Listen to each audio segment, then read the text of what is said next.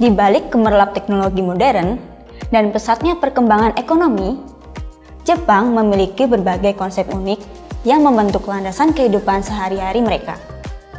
Yang sering kita temukan yaitu Ikigai. Ikigai jadi perbincangan di mana-mana. Bahkan mulai jadi prinsip hidup banyak orang di Indonesia. Karena manfaatnya bagi diri sendiri dan sekitar.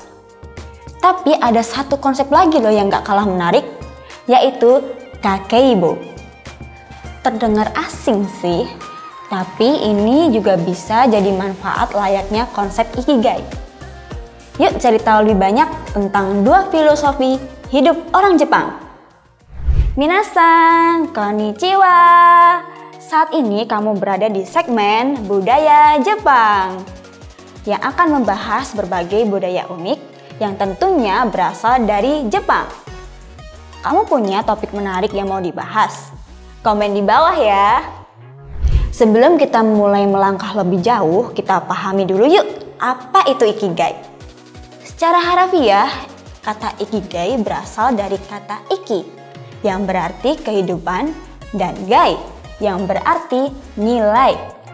Jadi, Ikigai dapat diartikan sebagai alasan kita untuk hidup. Mulai dari bangun pagi, melakukan kegiatan, sampai terlelap lagi, merupakan sebuah proses yang dianggap berharga. Jadi harus dipikirkan dan direncanakan dengan serius ya. Filosofi Ikigai ini disebut-sebut sebagai prinsip hidup yang menyelamatkan orang Jepang dari depresi loh. Nah, kok gitu?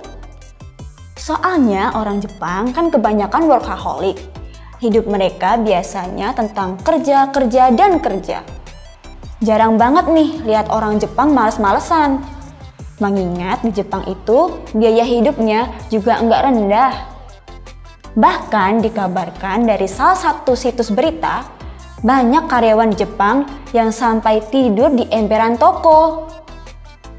Hal ini diakibatkan karena mereka sering lembur dan banyaknya tata tertib kantor yang bikin mereka punya pola kerja yang enggak ada habisnya. Apalagi di Jepang ada budaya minum-minum. Gak cuman bareng teman-teman kantor, kadang juga sama klien yang udah menjalin kerjasama. Nah, filosofi Ikigai ini merangkum keyakinan bahwa setiap individu harus memiliki alasan yang kuat dan hidup merasa bahagia.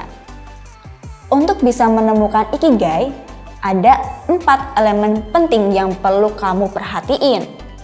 Yang pertama, ketahui apa yang kamu suka. Bisa hobi atau kegiatan lain yang membuat kamu bahagia.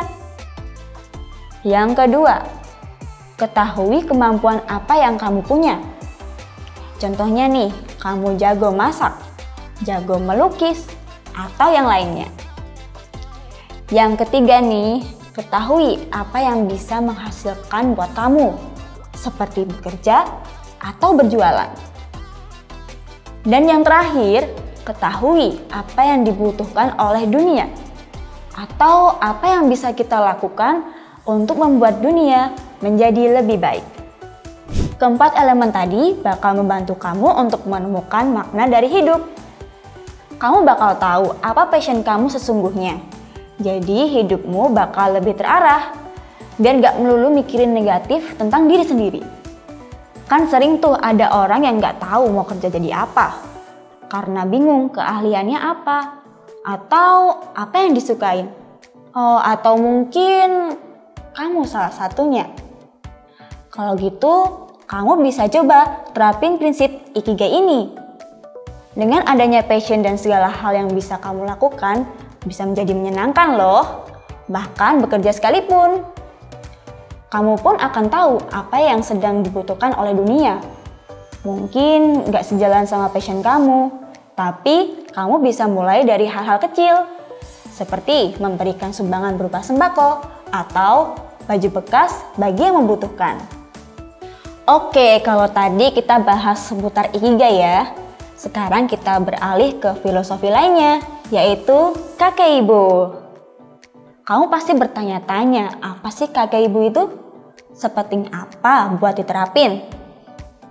Nah, kakeibo itu adalah seni menabung dari Jepang.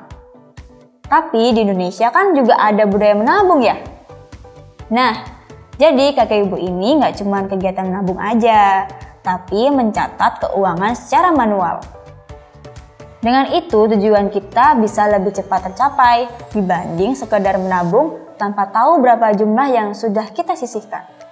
Karena kita bakal lebih sadar dalam melakukan pengeluaran.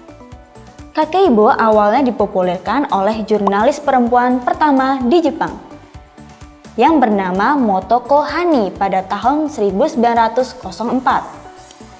Konsep ini dibentuk untuk membantu para perempuan atau ibu rumah tangga dalam mengelola keuangan. Walaupun tekniknya sudah lama banget, tapi kakeibo masih sering dilakukan karena masih relevan dan cukup efektif bagi beberapa orang. Sebenarnya nggak jauh beda sama teknik budgeting lainnya. Kamu tahu teknik budgeting ala Li Ka-shing, orang terkaya nomor 1 di Hong Kong?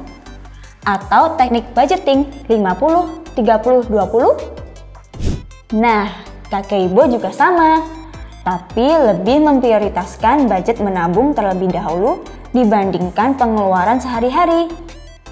Kalau biasanya kita menabung dengan sisa uang di hari atau di bulan tersebut, kalau kakeibo ini sebaliknya. Ada unsur mindfulness dalam kakeibo loh, karena tekniknya masih tradisional. Kakeibo dilakukan menuliskan secara manual.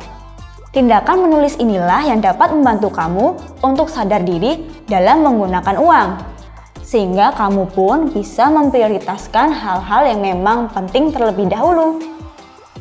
Dalam menggunakan prinsip kakeibo, jangan berpikir kalau uang yang kita tabung itu tidak boleh digunakan ya. Kita nggak boleh tumbuh dengan mindset seperti itu. Ubahlah mindset di mana menabung itu artinya kita menggunakan uang dengan baik. Poin yang perlu kamu catat adalah berapa banyak uang yang tersedia, yang ingin kamu tabung, dan berapa banyak yang ingin dan perlu dihabiskan. Di era digital ini, kamu nggak harus mencatat manual.